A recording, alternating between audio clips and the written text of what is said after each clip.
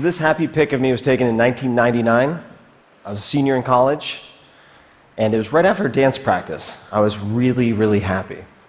And I remember exactly where I was about a week and a half later. I was sitting in the back of my used minivan in a campus parking lot when I decided that I was going to commit suicide. And I went from deciding to a full-blown planning very quickly.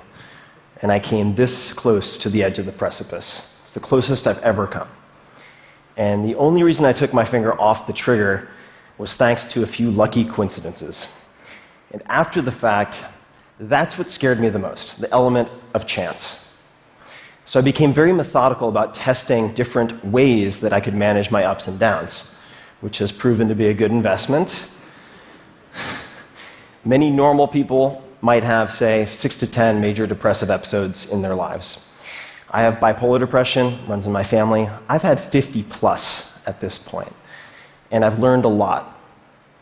I've had a lot of at-bats, many rounds in the ring with darkness, taken good notes.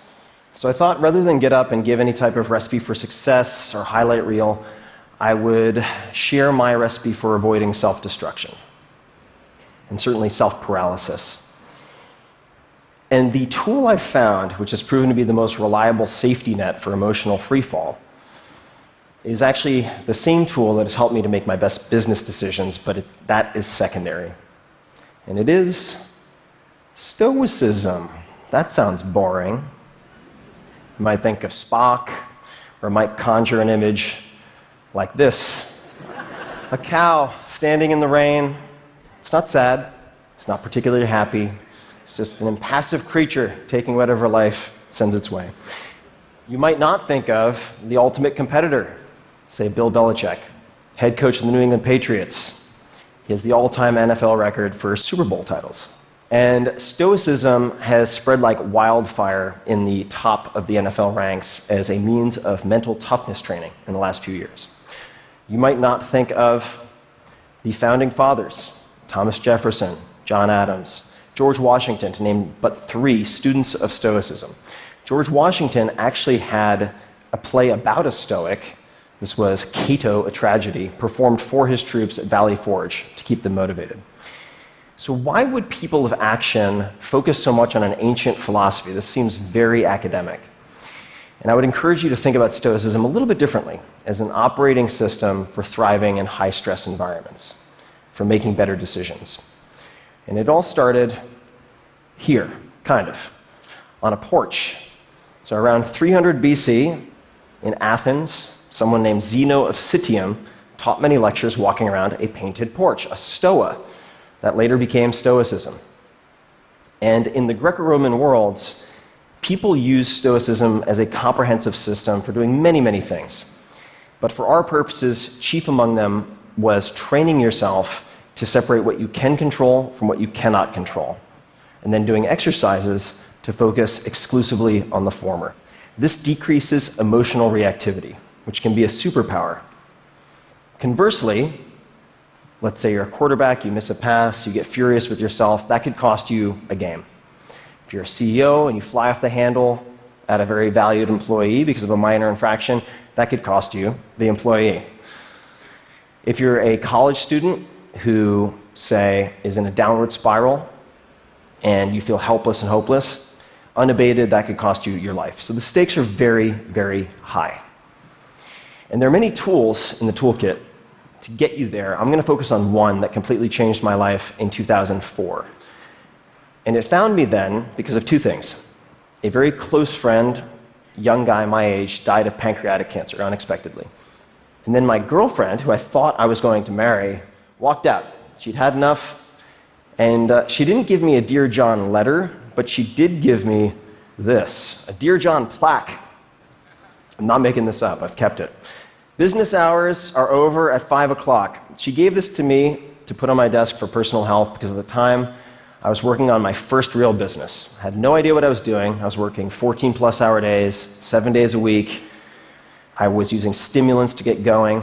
I was using depressants to wind down and go to sleep. It was a disaster. I felt completely trapped, and I bought a book on simplicity to try to find answers. And I did find a quote that made a big difference in my life, which was, "We suffer more often in imagination than in reality," by Seneca the Younger, who was a famous Stoic writer. That took me to his letters, which took me to the exercise, premeditatio malorum, which means the premeditation of evils. And in simple terms, this is visualizing the worst-case scenarios in detail that you fear, preventing you from taking action so that you can take action to overcome that paralysis. My problem was monkey mind, super loud, very incessant.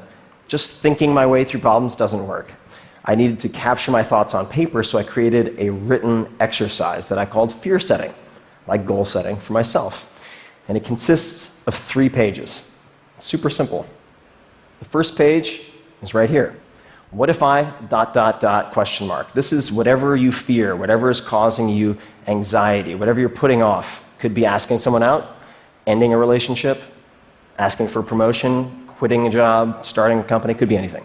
For me, it was taking my first vacation in 4 years and stepping away from my business for a month to go to London, where I could stay in a friend's room for free, to either remove myself as a bottleneck in the business or shut it down. In the first column, define, you're writing down all of the worst things you can imagine happening if you take that step. And you want 10 to 20. I'm not going to go through all of them, but I'll give you 2 examples. So one was, I'll go to London, it'll be rainy, I'll get depressed, the whole thing will be a huge waste of time. Number 2, I'll miss a letter from the IRS, and I'll get audited, or raided, or shut down, or some such. And then you go to the prevent column. In that column, you write down the answer to, what could I do to prevent each of these bullets from happening, or at the very least, decrease the likelihood, even a little bit. So if we're getting depressed in London, well, I could take a portable blue light with me, use it for 15 minutes in the morning. I knew that helped to stave off depressive episodes. For the IRS bit, I could change the mailing address on file with the IRS, so the paperwork would go to my accountant instead of to my UPS address. Easy peasy. Then we go to repair. So if the worst case scenarios happened, what could you do to repair the damage even a little bit? Or who could you ask for help? So in the first case, London, well, I could fork over some money, fly to Spain, get some sun, undo the damage if I got into a funk. In the case of missing a letter from the IRS, I could call a friend who is a lawyer or ask, say, a professor of law what they would recommend, who I should talk to, how had people handled this in the past. So one question to keep in mind as you're doing this first page is, has anyone else in the history of time, less intelligent or less driven, figured this out? Chances are the answer is yes. The second page is simple. What might be the benefits of an attempt or a partial success? So you can see we're playing up the fears and really taking a conservative look at the upside. So if you attempted whatever you're considering, might you build confidence, develop skills, emotionally, financially, otherwise? What might be the benefits of, say, a base hit? Spend 10 to 15 minutes on this. Page 3. This might be the most important, so don't skip it. The cost of inaction. Humans are very good at considering what might go wrong if we try something new, say, ask for a raise. What we don't often consider is the atrocious cost of the status quo, not changing anything. So you should ask yourself, if I avoid this action or decision, and actions and decisions like it, what might my life look like in, say, 6 months, 12 months, 3 years? Any further out, it starts to seem intangible. And really get detailed. Again, emotionally, financially, physically, whatever. And when I did this, it painted a terrifying picture. I was self-medicating. My business was going to implode at any moment, at all times, if I didn't step away. My relationships were fraying or failing. And I realized that inaction was no longer an option for me. Those are the 3 pages. That's it. That's fear setting. And after this, I realized that on a scale of 1 to 10, 1 being minimal impact, 10 being maximal impact, if I took the trip, I was risking a 1 to 3 of temporary and reversible pain for an 8 to 10 of positive, life-changing impact that could be semi-permanent. So I took the trip. None of the disasters came to pass. There were some hiccups, sure. I was able to extricate myself from the business. I ended up extending that trip for a 1.5 years around the world. And that became the basis for my first book that leads me here today. And I can trace all of my biggest wins and all of my biggest disasters averted back to doing fear setting at least once a quarter. It's not a panacea. You'll find that some of your fears are very well-founded, but you shouldn't conclude that without first putting them under a microscope. And it doesn't make all of the hard times, the hard choices easy, but it can make a lot of them easier. So I'd like to close with a profile of one of my favorite modern-day Stoics. This is Jerzy Gregorek.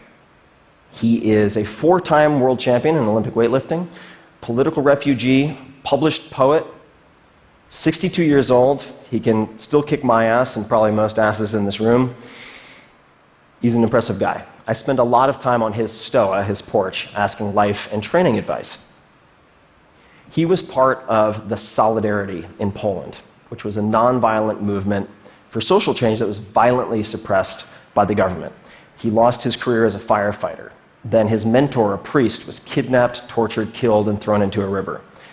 He was then threatened. He and his wife had to flee Poland, bounce from country to country until they landed in the US with next to nothing, sleeping on floors. He now lives in Woodside, California, in a very nice place. And of the 10,000 plus people I've met in my life, I would put him in the top 10 in terms of success and happiness. And there's a punchline coming, so pay attention. I sent him a text a few weeks ago asking him, had he ever read any Stoic philosophy? And he replied with 2 pages of text. This is very unlike him. He is a terse dude. And not only was he familiar with Stoicism, but he pointed out for all of his most important decisions, his inflection points, when he stood up for his principles and ethics, how he had used Stoicism and something akin to fear setting, which blew my mind. And he closed with 2 things. Number 1, he couldn't imagine any life more beautiful than that of a Stoic. And the last was his mantra, which he applies to everything, and you can apply to everything. Easy choices, hard life. Hard choices, easy life.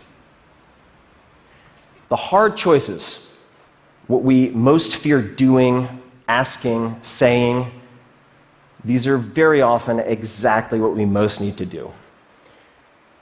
And the biggest challenges and problems we face will never be solved with comfortable conversations, whether it's in your own head or with other people. So I encourage you to ask yourselves, where in your lives right now might defining your fears be more important than defining your goals? Keeping in mind all the while the words of Seneca, we suffer more often in imagination than in reality. Thank you very much.